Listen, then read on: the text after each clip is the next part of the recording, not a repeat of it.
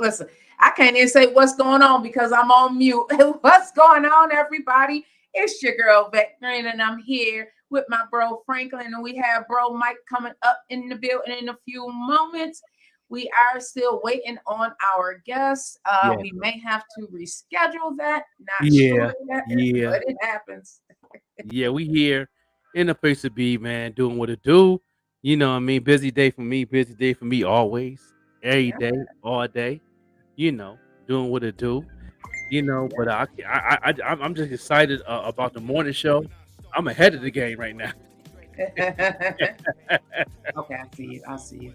Yeah, I'm Okay. ahead of the game right now. So I'm definitely You you feeling know, good about what's going yeah, on? yeah, for the morning show. You know, the morning show. That's our other baby. Very Uh-huh. excited about it. You know what I'm saying? And definitely doing what it do. You know what I'm saying? So how you feeling? How you feel about everything that's going on?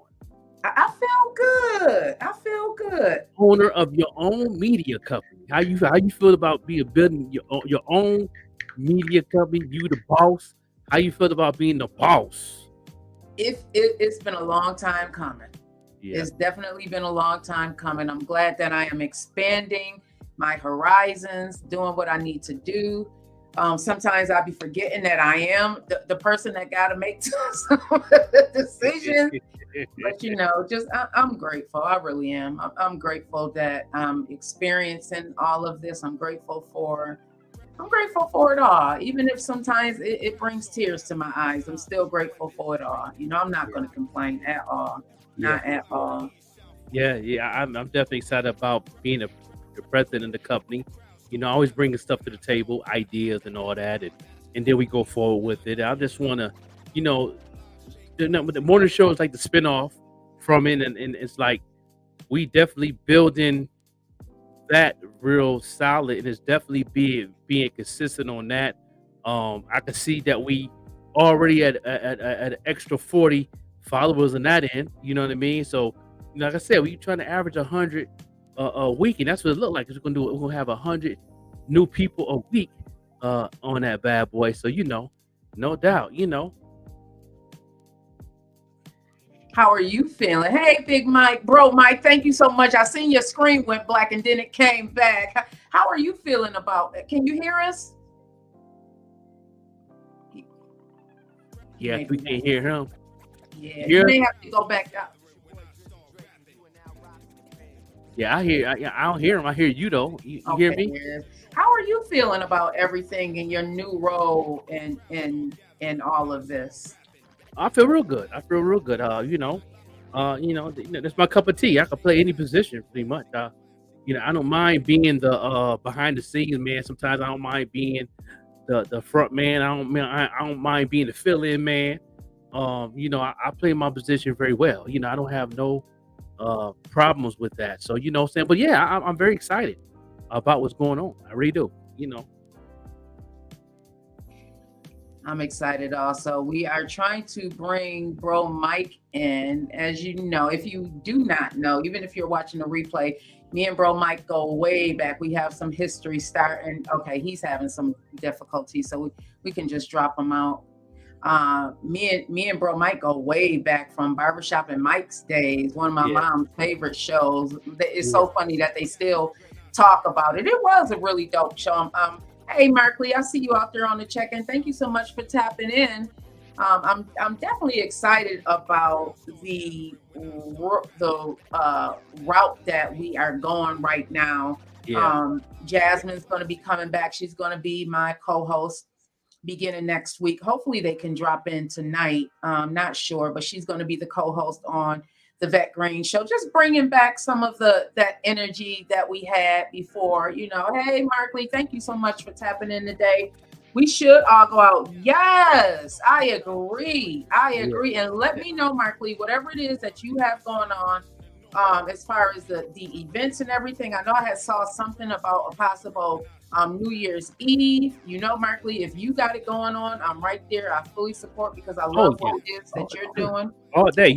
He's my client too. Hey, Mhm. Vida. He's my client. We had some solid meetings.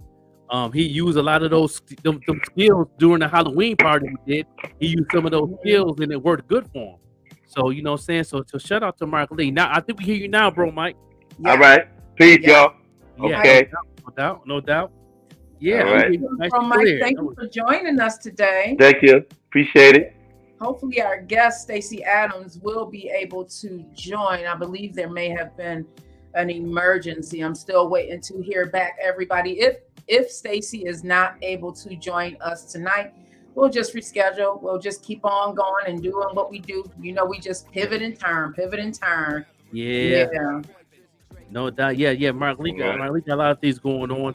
He said, you see, he's doing a New Year's Eve party. Yeah, I was wondering, Ripley, are you going to be doing a New Year's Eve party? I saw a little rumbling about that. If so, Mark Lee, let us know so we can help you support that, help you market that. He said you're a great marketing manager. Appreciate you. Yeah, we had a couple good meetings, man. Some ideas, and he's doing good. I want, can't wait to go back and have that meeting with him and push that single. I love that single. I heard a little piece of it, a little sample of it on IG. And I was liking the content on it too. You know what I'm saying? Giving that look. It got that look. Which one? Yeah, the new song he came coming out with. Yeah, a little snippet of it. If you following him, you will see it. I don't know if he did any ads on it yet, but I know that I seen a little piece of it a couple of days ago. But we ready to go ahead and do a campaign on that bad boy. You ready to do it and reach millions of people?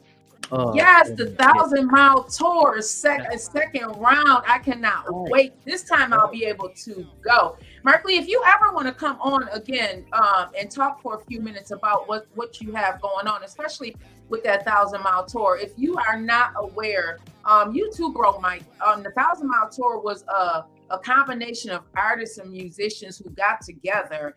I interviewed them last year, right after they got off the tour, maybe a few months after. And it was like a combination of artists and musicians, maybe about 16 or 17 of them. They got together and went traveling. They did about 1,000 miles together, and the stories they had to tell, and just them getting together. Like it's very rare that you can find people that can work together. And when they had they had artists and musicians working together, they had rappers, they had singers, they had musicians, actual live band musicians, a part of this 1,000-mile tour. So I'm definitely looking forward to seeing that here in person. It's coming up this month, isn't it? Hey, Melinda, I see you out there on the check-in. It's coming up this month, isn't it? I don't know. I think it's in spring. 2024. But yeah, he's doing the ad tonight. Yeah. Go ahead and do the ad tonight, Mark Lee, man, and then hit me up. We go ahead and tweet that bad boy out in 3 days. Get it started. We go ahead and tweet that bad boy out. We're going to expand that funnel. Yeah. One of my favorite clients, you know what I mean, besides Vette Green with the marketing, you know what I'm saying? And also my other client that I have, of course, Kayla Bishop, she just doing her thing. So she just took the knowledge and run with it. She just doing her thing, traveling right now. So, you know what I mean? Yeah, we could definitely tweet that bad boy out, Mark Lee, and make it do it. Hey, beautiful. Sometimes that's all you need. Hey, Tamara. Hey, y'all. Hey, love. Hey, y'all. Yeah. Who else we got tuned in? Melinda. Yeah, we have Melinda. We have Christopher. Hey, hon. We have Mark Lee, of course. We have Deshauna. We have Tamara. Thank you, everybody, for tuning in today. We are waiting on our guest, Stacii Adams, to come in. We have my co-host, Bro Mike. As you know, Bro Mike is one that actually brought me onto his platform. He's one of the reasons why I am doing what I'm doing right now. He's the first person that believed in me enough to bring me on. It's funny, I was talking to Christopher this morning about you because he was around when you and I first started doing our work together. When I did the interview with you, when Bro Mike, when you called me because I wanted to be a part of your platform, and thank you for that, because without that, I probably would not have gone on this journey to become this, so I'm forever appreciative of you believing in me and doing that. But welcome, Bro Mike. Tell everybody who you are. Yes. I'm always talking about yes. you. Forever great. Okay. Well, I'm just a newbie, new jack. No, let me stop. Hey, Molly, I go by the name of Bro Mike, the podcaster and everything like that. And I remember a few years back and everything when we started this journey, I was like, I said, well, let me just get on, because I'm always all about thinking about creativity. So I said to myself, let me just interview, some people and stuff like that, and see what's going on and everything. Life is full of risks and everything. And when I got to vet, it was like, wow, okay, interesting. And then when she got on the show, her and Jasmine Farron, shout out to her too and everything. It was like I just love and adore the fact that you ladies have taken off like a skyrocket. You know what I'm saying? And it makes me feel good. It really does. You know what I'm saying? Like, yeah, man. I mean, I'm always in your corner. Whether y'all thinking I'm watching or not. You know what I'm saying? I'm watching. Yeah. You know what I'm saying? Somewhere. That's and right. I love y'all. I'm We definitely love you looking too, big forward. dog. And then you on my platform. You know what I'm saying? That's right. Yeah.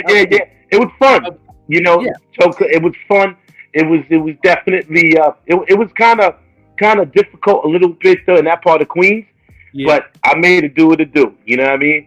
Yeah, good And time. I was even having people not even that couldn't speak English getting their groove on and said, So I appreciate y'all and stuff like that. What was that segment that you had on Joker's show? What was the name? Yeah, bugging out with Yeah, bugging out. That segment. Yeah, bro might be bugging. Bro might be bugging. Yeah. Yeah. It was all the brothers out there, the cleaning cats that was incarcerated, doing custodian work. They was looking forward. They loved that. You know what I'm saying? Yeah. Because I was just being myself and everything. And hey, sometimes it comes out pure when you're mixing a pot of stew and you putting the vegetables and all the peppers and all that stuff. It comes out pure. So my ingredients is real, but I have a sharp eye for talent. And whatnot, and I've always had that. So it's like I just continue to carry it and stuff like that. But I much love and appreciate all of y'all, for noticing of what I can do and whatnot though. And yeah, it's, what, it just sometimes, brings a little bit of tears, a little bit though when I see it. Yeah. It's a blessing though, because you know when I see Vette and Jasmine, that's my heart. Yeah. You know what I mean? No those ladies, those are my sisters. Yeah. It's my heart. Yeah. Word up. We appreciate you, bro, Mike, and I appreciate you because I probably still will be in front of my camera like this, making my videos, and not bold enough, to go out and actually be on a show. So forever, much love for that, for believing in me, and because your show was the very first show that I was on. Barbershop and Mike's was my first. Go back and watch Barbershop and Mike's on Charm City Direct TV, y'all, with that. I can't wait to bring the family back together. Yeah. That's the ultimate. Yeah. On your platform this time, Vette. Oh, my right. Yeah, that's right. We'll be on your platform next. Yeah. Yeah. It'll be an honor to be on your platform, Vette. You know what I'm saying? Because it has a lot of family love in it. You know what I'm saying? We go back and whatnot and everything, And lots of times I didn't even know how many people was watching Barbershop and Mike's. All I know is I was a dude that was doing it from the basement because I couldn't afford to be able to put the money up though for a rented barbershop, But it's definitely love. Because you got to start somewhere. Let's talk about that. Yeah. Because it looks like my guest, and I do apologize, everyone. It looks like my guest will have to cancel. We will be rescheduling with Stacii Adams. Okay. I do thank you all for coming in. Everyone who's came in and who's still here, thank you so much for staying. We'll play one of Stacii's songs as well. But let's talk about that, bro, Mike, because we've been doing this podcasting thing for some years now. And like you said, you were in the basement. Remember, we were trying to get our dinners and stuff together. It's a lot. I I remember I used to be kind of like a little slow with just putting up the banner. Sean was like, "Yo, get ready. This and that, this and that. Then we about to get on the air." So so I said, "Oh, shit, let me hurry up, and this and that, and put up that banner." Yeah, Yeah, absolutely. And whatnot. It's a lot of it's like it is family love, and like you said, that your moms used love the show, and I appreciate that. You know what I'm saying? Because you know, I like I said, I did it from the heart. You know what I'm saying? I did it pure, and when things come out like that, then people come back for more. People start asking about what's your recipe. People start asking, you know what I'm saying? How can I watch you on the cooking channel?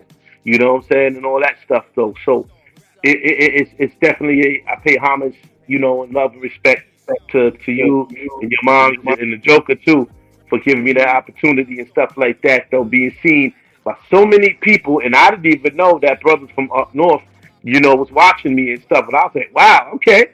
So, I had to connect with, shout out to the young brother that hooked us up on the app. Okay.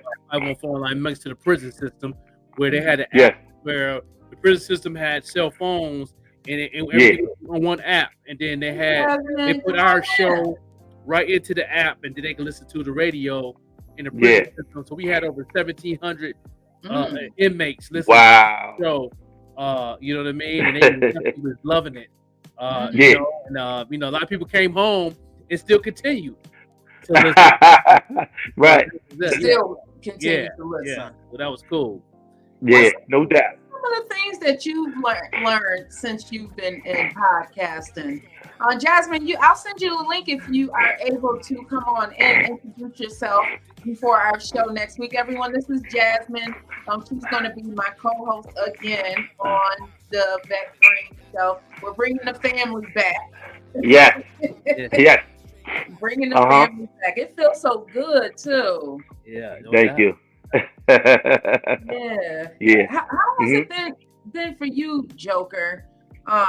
Just since you started podcasting, what are some of the things that you've learned about podcasting that we can provide some of the listeners right now? Because I'm sure there's podcasters or future podcasters on here right now that may have questions about, how to even get started with.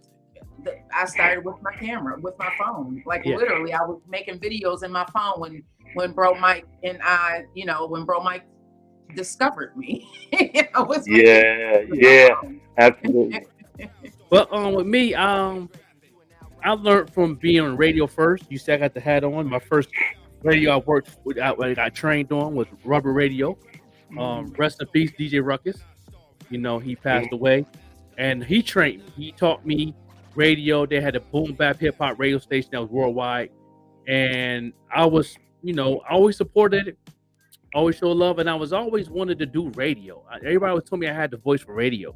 So I was like, let me go ahead and give it a shot. But I just was, so happy I was just supporting them, and I, that's the time I released my album, the Haters album. For those who remember that. So when I released that, hard copies. They supported that. I did a listening party at the studio and the radio station in Buffalo at Rubber Radio, and DJ Ruckus and Hubcap, his brother, did a review on my album live. So they invited me, and then they invited me again for another guest came on their show, and then I was asking them questions about the radio. He had the way his studio was set up. He had 3 screens. He had mixing boards and 7 different microphones. He had it very nice in his basement, and he trained me. He trained me how to do it. He trained me how to set up segments, be organized. He made it very clear this ain't made for everybody, so you could try it out. It do what it do, and it's more than just talking on a microphone. You got to really know your niche of people. You got to be a person. You got to know how to. You got to have a voice on radio. So if you have a voice on radio, you can do podcasts. That's what he told me. He said, you can do radio. People grab you on the radio. He said, you can definitely do podcasts. He said, that's easy. All it's only difference is they see your face on the screen. But he said, my voice is very powerful on the radio. And when I was guest on the show, was a lot of feedback. People was asking about me and all that from overseas, Germany, Russia, Brazil. He had a lot of Africans tuned in, so he's definitely with him, DJ Optimus Prime, Tony Boy. They all was, man, all of us. My man Cole, he was one of the special guests, and then you had Chris G from Rochester, who had a segment on the show. And also Ron Z and Ron Sean out there in Germany, they had a segment on the show with their boom bap show. So, and I was meeting a lot of people in the culture of what type of music I was doing at that time. So ever since then, I said, I'm going to go ahead and start my own thing and do a podcast. And that's when the birth of the pop-up show with the Joker came. You know what I mean? And that was the birth of the pop-up show. And then I started off, like you said, just a camera, talking on the camera, no microphone, no equipment, no nothing. I started like that and built from there. And now I have equipment. I got this equipment. I got microphones everywhere. I got still got equipment out here that I haven't used yet. That is on the floor. So now I'm elevated. That's the story for me. Yeah, and I'm still here. Yeah. What about you, bro, Mike? Because Barbershop and Mike's wasn't your first podcast, correct? Actually, it was. It was my very first. I was originally starting out with these cats in South Carolina, Somerton, South Carolina, though. But they didn't really give me a chance like Don did and everything like that. So, he was telling me, got this cat, named Dre, shout out to him. And we was like the original cats, like Video Music Box, and the Vid Kid. Remember that, Joker? You know what I'm saying? So, yeah, we was like the originals. And then I came on with another idea. Brainstorming, I'm thinking about this young lady named Jasmine McFerrin. You know what I'm saying? So she was definitely solid and everything like that, and the whole deal. And that was like more like a mic episode and stuff like that, as I would call it. You know what I'm saying? So I'm a guy that has great ideas and loves to share it and stuff like that. Though I don't like to be bottled up though, but I do have some explosive ideas and everything like that. And, and I mean it to say this, that like the Joker said about your niche, you know what I'm saying? I originally, real talk, when I was married some years ago, I started this whole writing and ghostwriting and hip hop and rhyme and stuff like that and freestyling back in 1983 to 88. I was with cats in junior high and high school, Christopher Robbins Academy, though, out there on American Lawton, that's there no more. But the thing is, I started from that era when cats was not fighting with their hands or with their shoes and the gun, but battling. Like, let's say the vibe, Joker. Like, right. Yo, if I didn't like you, be like, yo, I'm gonna battle you, man. Yeah, yo, right. Check it out. I'm gonna go to your school. You know what I mean? Let's take it out like that. That was when rap was real. Yeah, that's when rap was decisive. You know what I'm saying? That was when rap was like, that was the way to solve the situation. If you didn't like somebody, let's battle. Let me see how good you are, on the parks and everything. You know what I mean? So so moving fast forward and everything like that, I just have always been like that and everything. And for the young cats coming up, you always have to make sure that you know what your niche is. You know what I'm saying? Because you never know. If you don't get on it, you could lose your blessings. I followed into also, I've been trailing behind Ralph McDaniels, Uncle Ralph, since the 90s. You know what I'm saying? Like wanting to get into hip hop because once upon a time in the 90s, there was no social media. Am I right? That's right. There was no social media. None at all. Yeah. Right. So it was like whatever your grind was, whether you was putting in selling cassette tapes from out of your cars, or whatever, how you was hustling, you had to grind. So I was boots on the ground originally back in the 90s and everything like that, and search for a hip hop, career. Because I'm a G when it comes to networking. I have a gift to network with people, even that I don't even know. You know what I mean? All we got to do is just talk about something positive, and there we go, boom, bow. And I want to say this though too. Also, Vet, want to let y'all know that I've always wanted to do this. I'm decided to want to get into um, movie clips and everything and commercials, but I'm gonna still rock with you with the podcasting and everything because Mike put gave that idea to me. He was like, you know, it's all about a gimmick. We was talking about the Fat Boys and how back in the days rappers was doing this and that. Um, here's a gem for y'all. Flavor Flav. Remember him, Yeah. Flavor Flav? Yeah. Flavor Flav. King of the I hip, saw it. King of the Yes. hype man. Yeah. Yes. He was on. I saw him on social media though. He was playing the piano. Check it out. Yeah. Playing the piano. Yeah. He was at the skating rink out there in the city in Manhattan and everything when the Christmas tree lit up. He was ice skating. Yeah. Can you imagine? So it's all about gimmicks and stuff like that. You know what I mean? People don't. Ed. Yeah. Eddie up there. Flavor Just shout out Ed, man. You know what I mean? Yeah. Yeah, bro, my bad. Flavor is a musical prodigy. He plays like what 4 or 5 different instruments. Yeah, he do. Yeah. Flav, Yeah. Yep. You He know? played the bass guitar and all that. Yep. Yeah. Wow.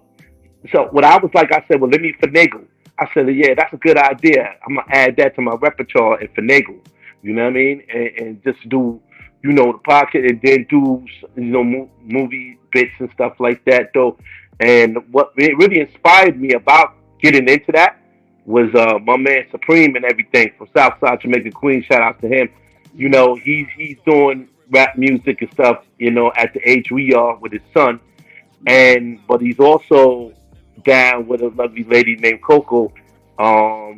She does producing and stuff like that. You check her out on Instagram and everything like that. Yeah, he's doing movie bits and stuff like that. I think he's playing as a cop. But he inspired me also because I was like, now if he can do that, I could get out there too and do some stuff. You know what I mean? Mhm. Yeah. Speaking of, let me ask y'all this. We can go into a discussion that we were actually going to go into this morning. How would you feel if, and Joker, I'll ask you this first because you are an artist, one of the many hats that you wear. Are you both aware that the judge has ruled that rap lyrics can conditionally be used as evidence in the Young Thug trial? Yeah, I seen that. And those of you who are out there watching right now, come join the discussion that we are about to have. Hey, Bam Fam, thank you so much for watching. I just asked the question. I see you, bro, Mike. I just asked the question, how would you feel as an artist if your lyrics were used against you as evidence in a trial? And let's open up the discussion, everybody. Let's open up the discussion. I'll put it in the chat. Bro, Mike, you want to start or Joker? Yeah. All right. I think what I feel about that is that it could be like a trap or something like that because us coming from the old school era, Joker. You know what I'm saying? We're coming out with lyrics and everything like from the heart, and we're talking about the stories like Wu-Tang. Talk about the stories and everything, or Nas, or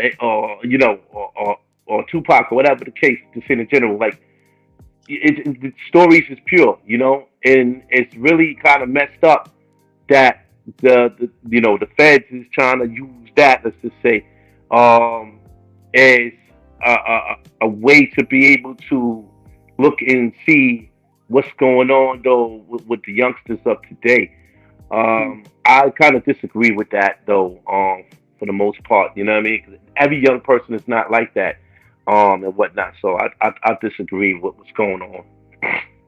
Yeah, I agree with bro Mike on that, and in a sense, in a way, because these guys is different from our cloth. Yeah. Like they really talk about what they're doing consistently. They snitch on themselves. Like we was coming out, like you said, with stories. We should talk about our cousin. We had a big cuz that did some things. We might not live that life, but we talk about the story. Yeah.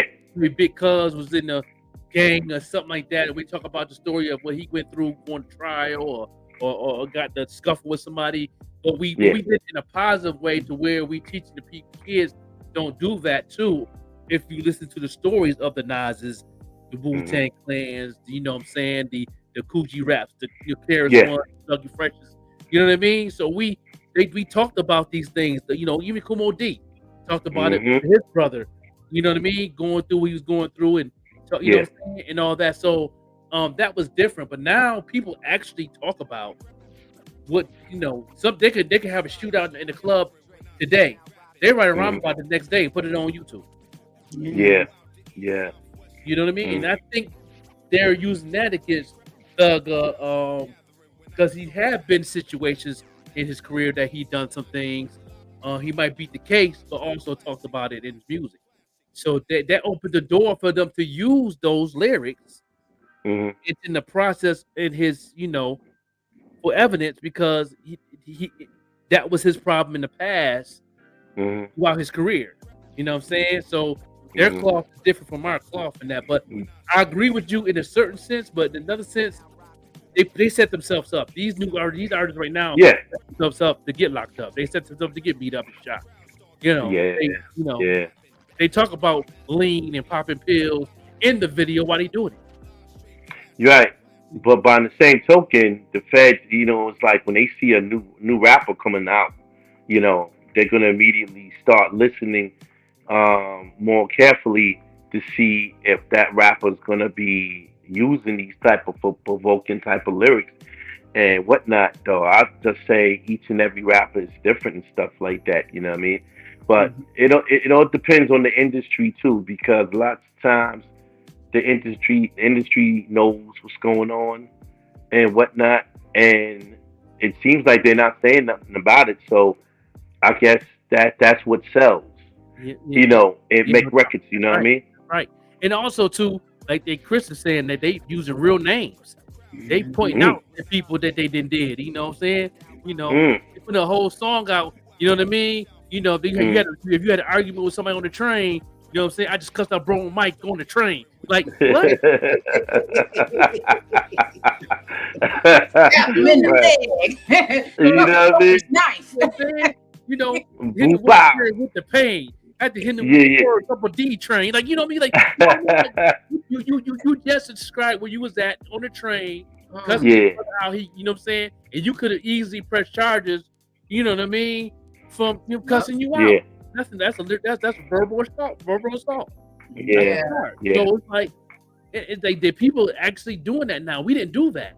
You never heard a rapper in the 80s, 90s have a scuffle with somebody and come out with a song the same day and release it.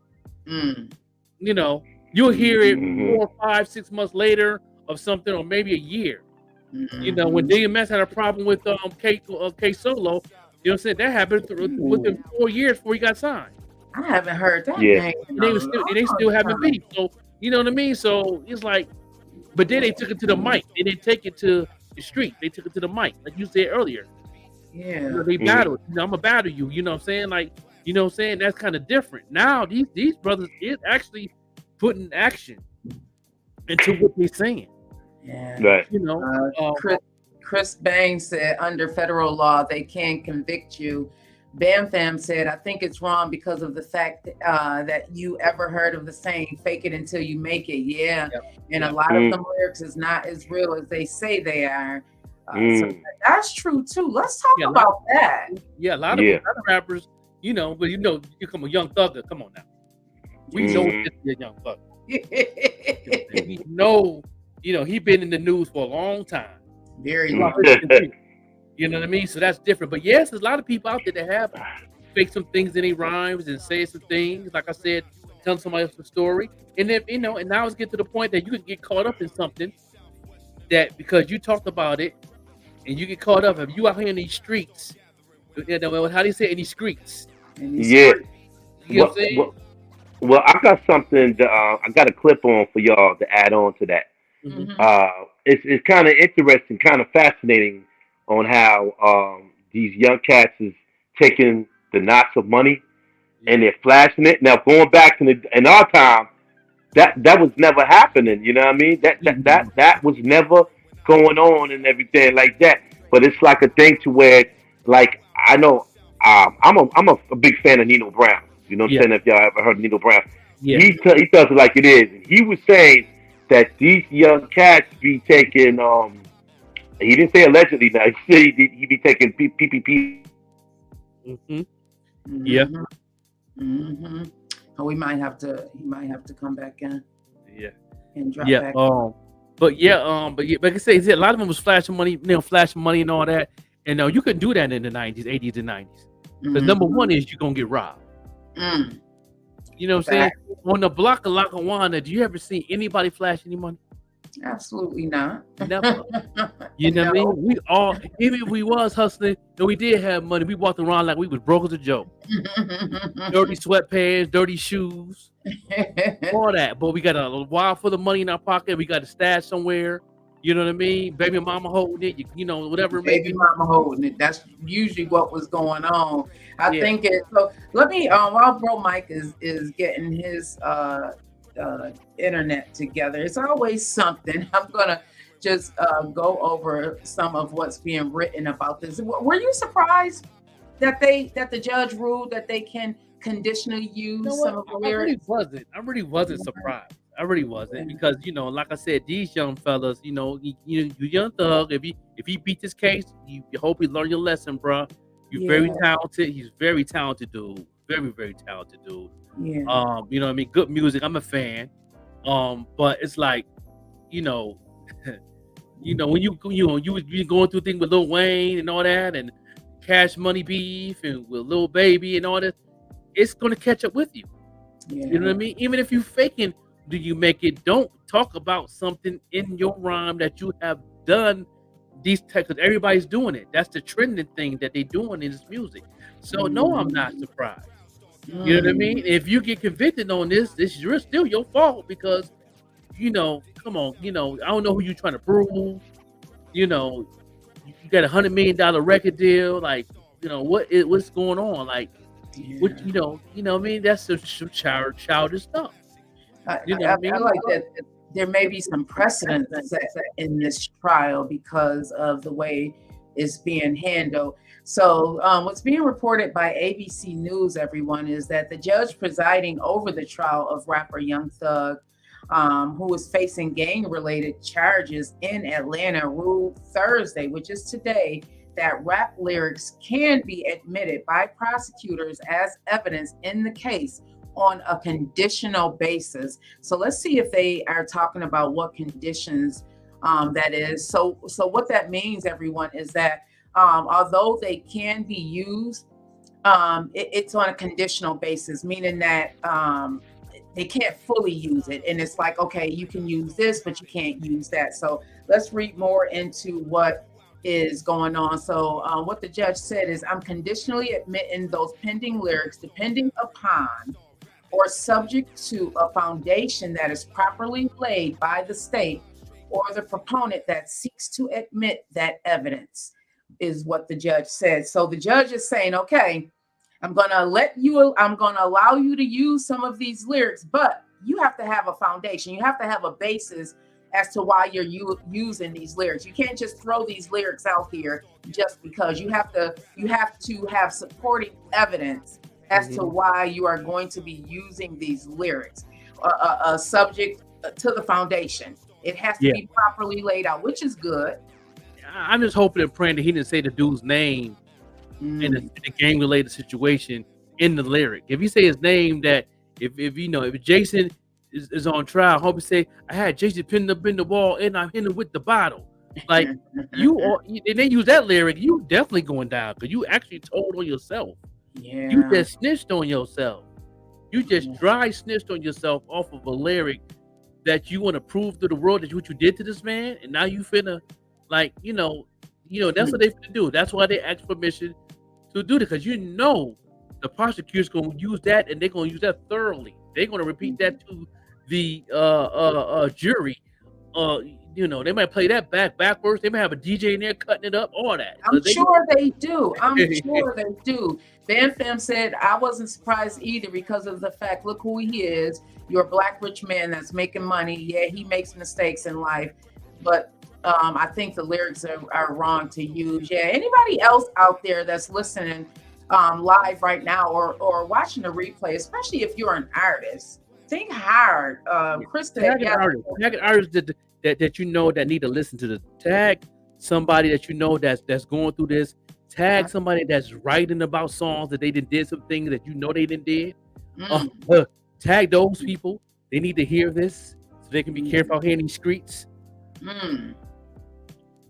That's true. Tag an artist, everyone, because this is if this is going down now, this may reduce some of what people are saying on these lyrics. So some of that drill rap that they have out right now may start being reduced, especially if. Imagine you pouring out, because I get with lyricists, you know, like you talk about the song that you wrote when you were homeless and out in the streets. Like that was you pouring out your heart, talking about your story. Imagine a judge saying that they're going to use that against you, you know? Right. Because I did talk about I had a pistol, and I did. Yeah, you said, and I did. And I did. You know what I'm saying? I would not. I'll be an oath and let them know. Yes, I had it in a backpack. I was on homeless on the street. Yes, and the judge said, "Would you do that again?" Oh, yes, sir. I would do it again fully. And you know what I'm saying? Therapy. You know, what about the therapy that that's therapeutic for you to talk about it? Yeah. When does that go out the window? People are going to be afraid to write. One thing I've learned, you know, all half of my life, I was always had a little bit of fear on saying certain things musically, on a lot of things. I wanted to express myself for a long time, in the music thing. And I one day I just sat down and I was like, you know what, I'm just going to just pour everything out. I don't care who don't like it. I don't care if they know I'm talking about them. I just went straight, you know. We added on my first mixtape, which was called No Fear. You know what I mean? And fear stands for face everything and rise. Ooh, I love that. And that's what I did. I came on the whole mixtape. You know what I mean? Sold over 6,000 copies, hard copy mixtapes. You know what I mean? Around 2017, I think it was. You know, hard copies, and I poured. You know, everything that I wanted to talk about. You know what I'm saying? I you know, and I was no fear with it. Whatever happens, happens. You know what I'm saying? And, you know, and nothing happened. You know what I mean? You know, I guess when people did hear the lyrics, the people that they think that I was talking about, I guess they didn't want no smoke. You know what I'm saying? But, you know, that's just me. I just, you know, I went out, I had to get it off my chest so I could feel better. You know what I'm saying? Because my mental health come first. And I didn't care what happened afterwards. You feel me? So, you know. And that's one of my fears, if I'm being honest, Joker, is that people won't be able to get that stuff off their chest. The past happened. It may have happened 10 years ago, and they're trying to resolve some of those emotions and get it off their chest. Do you think, as an artist, with this happening to Young Thug, that now, as you're continuing to write your story and talk about the things that you've gone through, do you think that you and maybe other artists, and if you're an artist out there, Bam Fam, tap in on this. Do you think that you'll be more hesitant now to write your truth or to talk about those things? Now, if you're in the street, don't do it. If you're still outside doing what you're doing, what you're talking about, I say don't do it. You know what I mean? Now, if you're overcoming that thing, and you're not in them streets like that and doing what you're doing, go ahead and speak the truth. Because you're not in that lane anymore. But you can talk about that lane because you ain't in it no more. But if you're still in that lane, like Young Thug is, he's still in that lane. He was still representing them gangs. He was still associated. He was still affiliated with different other gangs. He was still traveling with them. He was still doing the things he was doing on tour.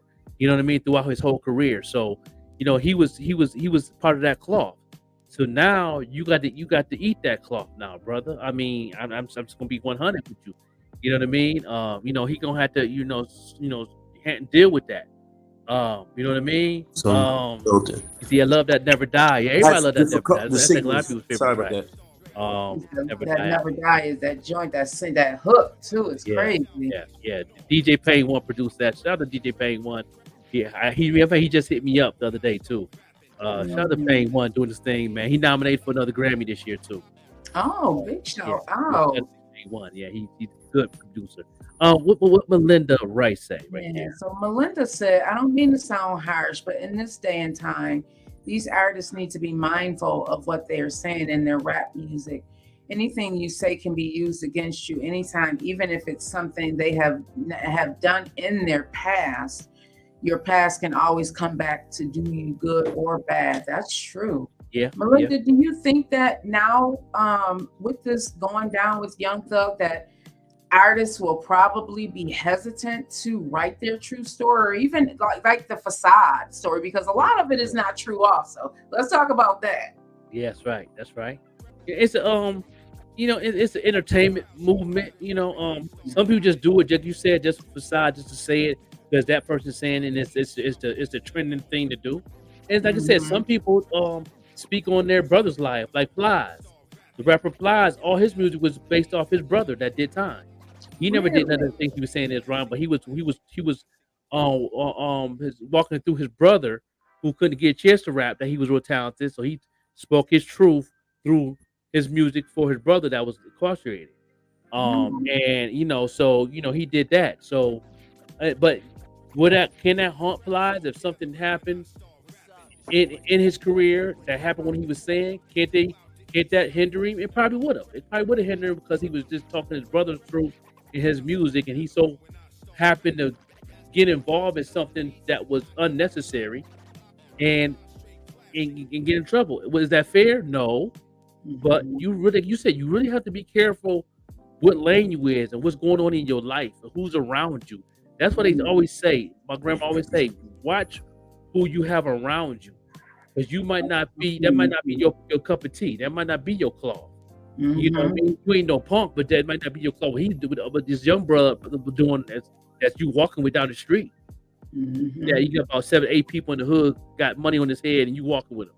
Like you might not know that, but people have been giving you warnings. So don't hang around with Jerome. Jerome. You know what I mean? Yeah, you have to take heed of those things when people talk, especially if you hear more than one time with 4 different people. You know what I mean? That got to be the truth. Everybody can be lying. Just saying. You know what I'm saying, bro, Mike? You have that person. Yes. Somebody in the hood come to you. Real bro, Mike, man. Don't hang around with TT and them on the block. They ratchet. Then all of a sudden you hear from one of your ex-girlfriends. I see you out there with TT and them, bro, Mikey. You know what I mean? You might think she ratchet. And everything. Yeah, she might think she ratchet because she already don't like you, but she still, saying it because I'm hearing it though. She tried to like rock it like it's like 7:30 and everything, with that switching and just try to say she's dirty. Yeah. You know what I mean? But Fan said, I'm going to continue to write my story. It's my story, my life, and I'm not going to sugarcoat nothing. I'm going to write what I was raised into, what I saw in society. Yeah, I don't blame you. I don't blame you because it is therapeutic. It is. But that time of Divine and Debonair, Band Fam, that time they really was going through it. Like people in Buffalo really don't know their story. We're definitely gonna put him back on his platform in the future, but I think his story is being told, but not being told in detail. I really want, my goal is to really get Divine and Debonair's story out.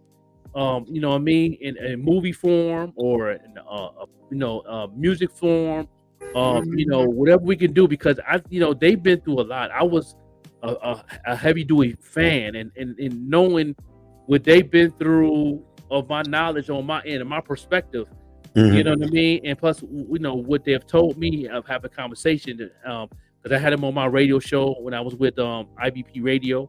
I interviewed them, and then I also interviewed them on a pop-up show with the Joker. And I'd like to have another interview with them to really break down their story, really get people in the city of Buffalo to really understand, overstand their story, not just them being as a rap group, but them being twin brothers with the same mother and father, going through something in in the hood on some personal stuff that they've been through that people need to hear. You know what I mean? Music was an outlet for them, you know what I mean? And still Absolutely. putting off your city. Melinda said, I'm not surprised because gangs are getting out of control here in Georgia. They are trying to get rid of these gangs by any means. And why wouldn't they go through the rappers when they really are the ones promoting the gangster activity through their music? And they have influence over this new generation. So why not make an example out of an artist? Ooh, that's a lot. That's up there. And I feel the same way. Yeah. Now I'm saying in that perspective, I agree. Yeah, thank you for that, Melinda. That's a lot to chew on, everyone. Think about what she said. That they're trying to get rid of these gangs by any means, and right now it is the rappers that's promoting that the gangster activity. I hate to say that the music is so bad now because I remember like in our heyday it was NWA. Yeah. What's the difference, y'all? Y'all tell me what you think the difference is between then and now. And those of you who are listening, what's the difference? Bam Fam said you can't blame the rappers for what others are doing, the others wrongdoing. Okay, all right. Yeah, I get that too. Okay. I agree.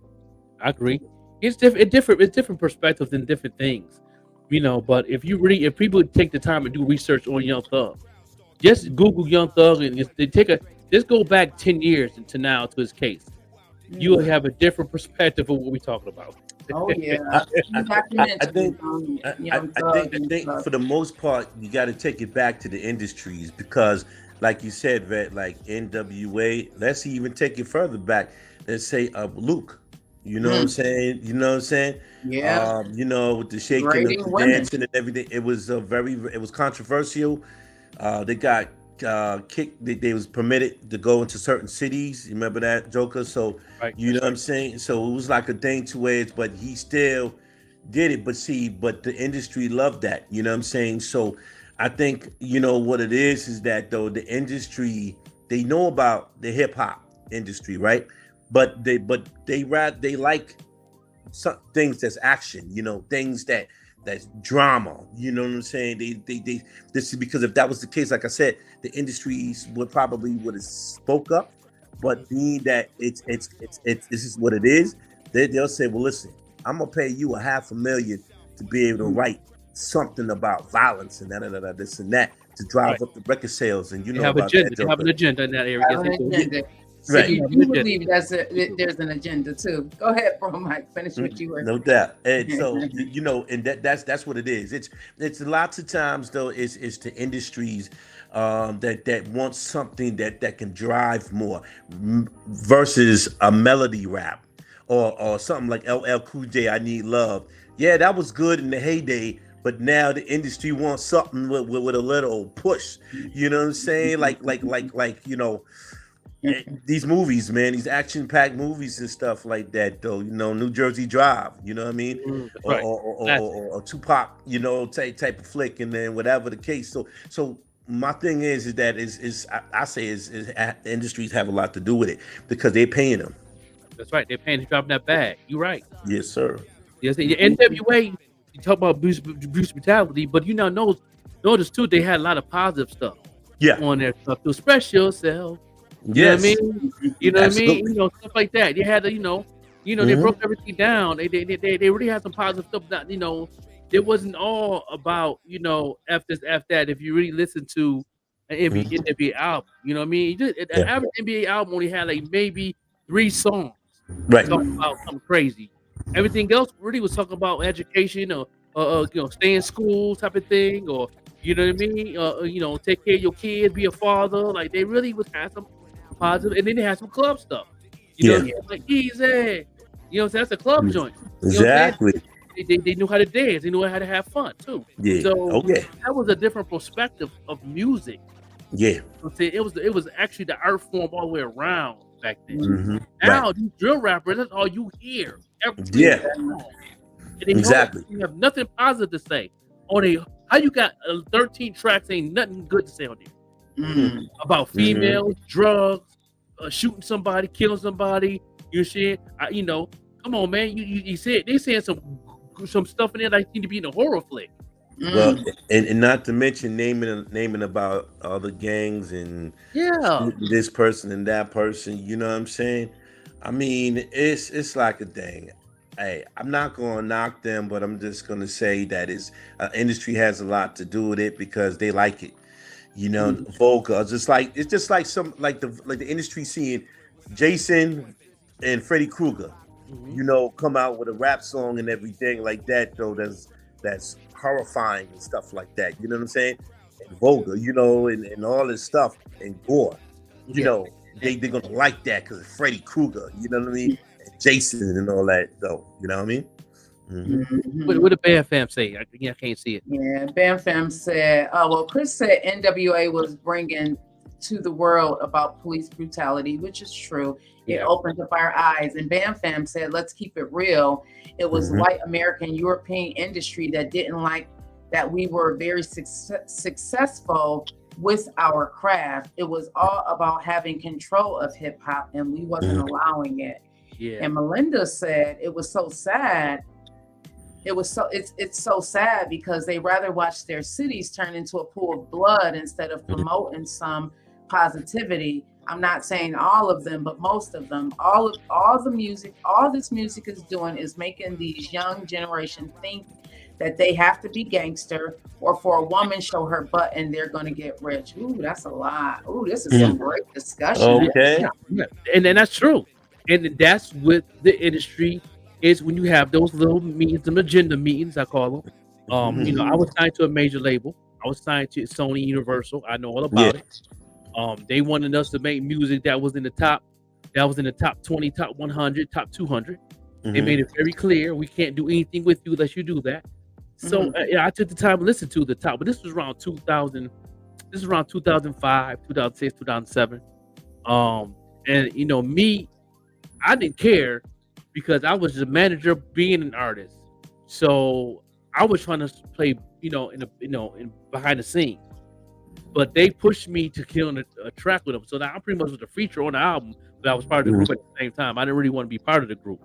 You know what I'm saying? I let them do their thing. But the tracks I was on, you know what I mean? I gave it hip hop.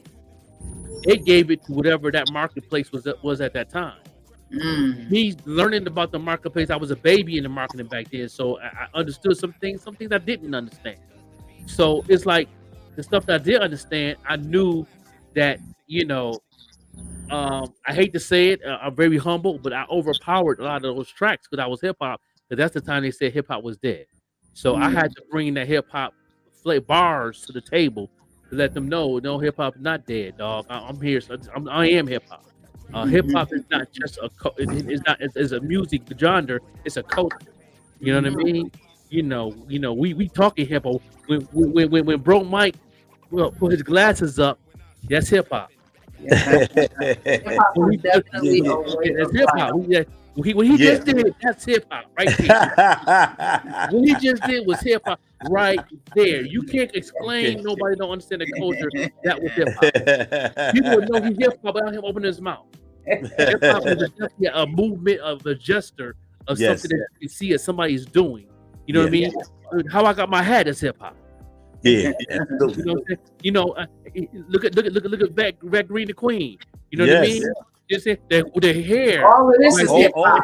Big old and is bringing hip hop at the same time. And she's always debonair and Nirvana and everything, like fine wine and everything. Your hairdo looking like Foxy Brown and everything. You know what I mean? So yeah, I love that styles and everything. So as they used to say in Brooklyn, though, you know what I'm saying, with the pig lad that left the styles and stuff. You know what I mean? So you get all that though. Yeah, that's hip hop. So so it's like they're looking at it as just a genre and run with it. But see, the industry don't understand the culture of it. They still gonna learn. You know what I'm saying? That's why I can't wait till the museum open. Yeah. I'm definitely going to the museum. How you out there in New York, my bro? How that museum? Yo, it's kicking and everything. I be finding some places and everything.